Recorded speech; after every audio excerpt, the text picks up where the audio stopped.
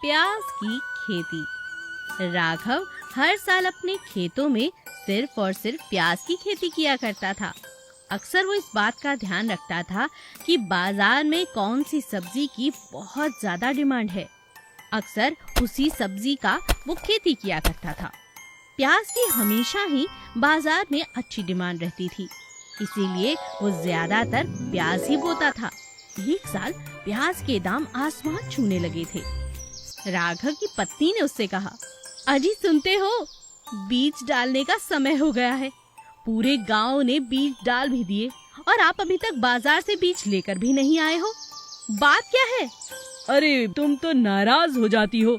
आज वहीं जाने का मेरा प्रोग्राम है। मैं शहर जाकर बीज लेकर आता हूँ और उसी दुकान से लाऊंगा जहाँ से हमेशा से लाता हूँ। मुनाफा तो बिल्कुल निश्चित रूप से होगा। राघव शहर उसी दुकान पर जाता है जहाँ से वो हर साल बीज लेकर आया करता था, लेकिन इस साल वो दुकान बंद थी।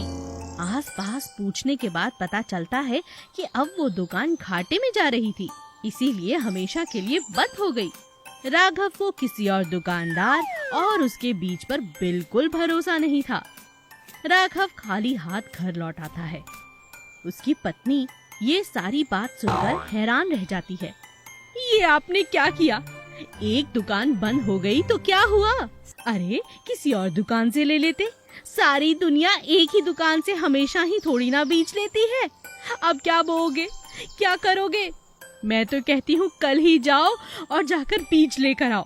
अगले दिन राघव नई नई दुकानों पर जाकर बीज के लिए बात करता है, मगर कहीं भी उसे प्याज के बीज नहीं मिलते। पूरे बाजार में प्याज के बीज खत्म हो चुके थे। यही बात जब वो घर में पत्नी को आकर बताता है तो वो बहुत नाराज हो जाती है। हे भगवान, जिसका डर था वही हुआ। अब क्या करेंगे? मुनाफा तो छोड़िए, खेती करना ही मुश्किल है बिना बीज के तो। राघव मुस्कुराते हुए अपनी पत्नी से कहता है, मैं जानता था तुम यही कहोगी, लेकिन इस बार मेरे पास एक उपाय है। उपाय? कैसा उपाय? राघव घर में पड़ा हुआ एक पुराना संदूक खोलता है और उसमें से कुछ बीज निकालता है। अपनी पत्नी को दिखाते हुए राघव कहता है, ये बीज देख रही हो? ये मरते हुए माँ ने मुझे दिए थे। ये कोई आम बीज नहीं है, ये बहुत अच्छी फसल के बीज हैं। माँ ने कहा था, कभी किसी मौसम में अगर ऐसा हो कि बीज न मिले तो इन बीजों को खेतों में डालकर गुजारा कर लेना। माँ तो माँ होती है ना। देख, मेरे पास बीज है। इस बार तो फसल ऐसी होगी कि पूरे गांव के पास ऐसी प्याज न मिलेगी। हाँ, ये तो आपने सच में कमाल की बात कर दी। अगले ही दिन राघव अपनी पत्नी के साथ खेतों में बीज डाल देता है। खेतों में बीज डालने के बाद एक अजीब चीज होती है। एक एक प्याज का साइज इतना बड़ा होता है कि हर कोई दूर दूर से उसके खेत देखने आता है। एक एक प्याज 5-5 किलो का था। न केवल राघव का प्याज दूर देश तक जाता है, बल्कि उसे इस बात का बहुत मुनाफा भी होता है। कभी कभी नुकसान के पीछे भी कोई फायदा होता है। बस हमें अपने नजरिए को बदलने की जरूरत है। जादुई संतरे का पेड़। चिंटू हर रोज अपनी माँ के सोने के बाद पास के गांव से बाग में लगे हुए छोटे छोटे मीठे मीठे संतरे तोड़ने के लिए जाया करता था।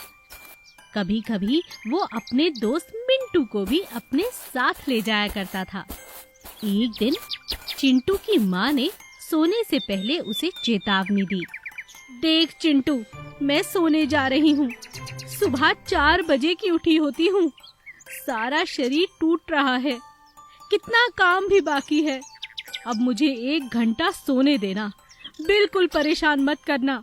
और खबरदार, जो तू पास वाले बाग में गया, तू जानता नहीं वहाँ सांप, बिच्छू, ना जाने कैसे कैसे जीव हैं। कहीं किसी ने तुझे काट लिया तो क्या होगा? तू मेरी इकलौती संतान है रे। अरे माँ, तुम परेशान क्यों होती हो? मैं कहीं नहीं जाऊंगा, तुम आराम से सो जाओ। पक्का? हाँ, पक्का। माँ के सोते ही वादा चिंटू भूल गया और चला गया अपने दोस्त मिंटू के साथ पास वाले बाग में, जहाँ मीठे मीठे रसीले संतरे लगे हुए थे।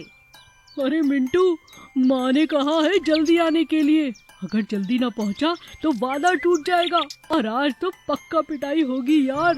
अरे तू टेंशन क्यों ले रहा है? तू चिंता मत कर, फटाफट संतरे तोड़ते हैं और घर जाकर खाएंगे, ठीक है? हाँ यार, ये ठीक है। चिंटू और मिंटू बाग में बड़े बड़े पेड़ों पर चढ़ जाते हैं, फटाफट संतरे तोड़ते हैं और अपने अपने घर लौट जाते हैं। चिंटू अपनी माँ के उठने से पहले पहुँच जाता है और संतरे मजे से खाने लगता है। अचानक उसकी झोली में जितने भी संतरे थे सभी खत्म हो जाते हैं, लेकिन एक संतरा उससे छिलने का नाम ही नहीं लेता। जैसे ही उसकी माँ नींद से जागती है तो चिंटू उससे कहता है, माँ, ये संतरा तो मुझसे खुल ही नहीं रहा। अरे तू फिर से गया था क्या बाग में? अरे माँ, ये तो कल का पड़ा हुआ है। अच्छा ठीक है, दिखा मुझे। चिंटू की माँ उस संतरे को देखकर हैरान रह जाती है। बेटा चिंटू, ये कोई खाने वाला संतरा नहीं है, ये तो सोने का है। क्या कहा माँ? सोने का? हाँ, ये देख बेटा।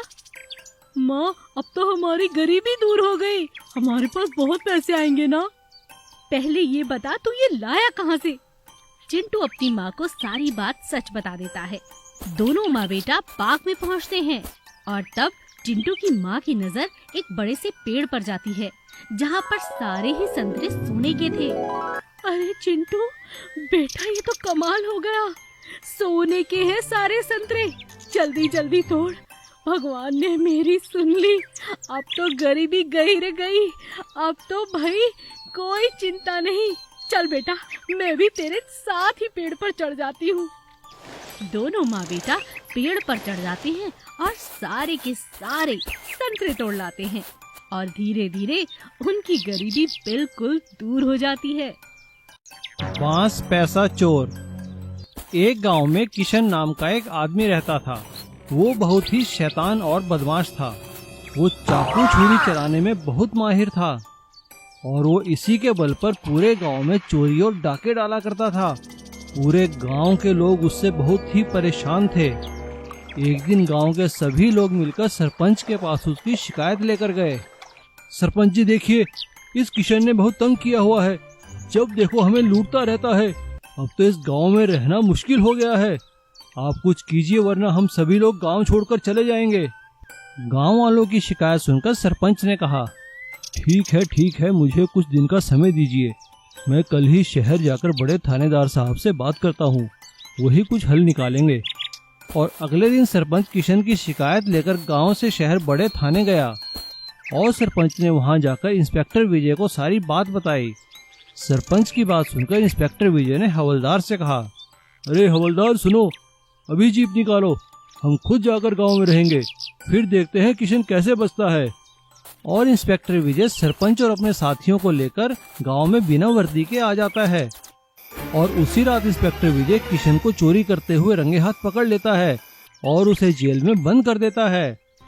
जेल में किशन बांस के फर्नीचर बनाने का काम सीखता है, लेकिन वो सुधरने के लिए नहीं बल्कि किसी और मकसद से ये काम सीख रहा था। अपनी सजा काटने के बाद जब किशन बाहर आता है तो वो फिर से चोरी करना शुरू कर देता है और दिखावे के लिए गांव में ही एक बांस के फर्नीचर बनाने की दुकान खोल लेता है। लेकिन कुछ दिनों बाद किशन शहर जाकर वहाँ एक बड़े बैंक में चोरी करता है और सारा पैसा एक बड़े बांस के फर्नीचर में छुपा देता है ताकि किसी को पता ही नहीं चले।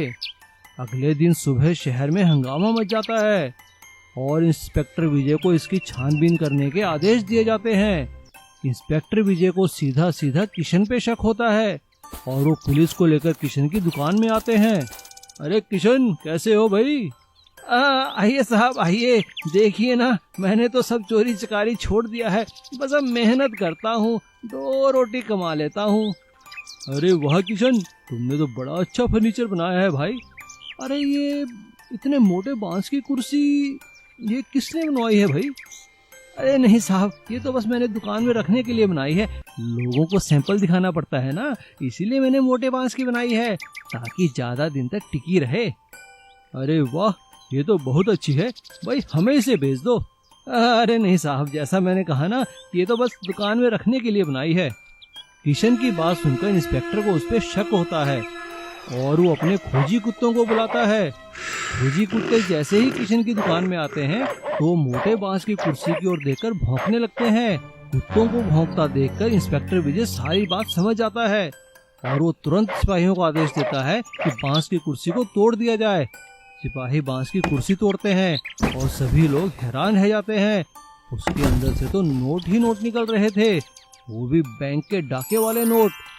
और किशन की बांस में पैसा छुपाने की साजिश नाकामयाब होती है और पुलिस उसे पकड़कर जेल में बंद कर देती है और फिर से सभी लोग गांव में निश्चिंत होकर रहने लगते हैं।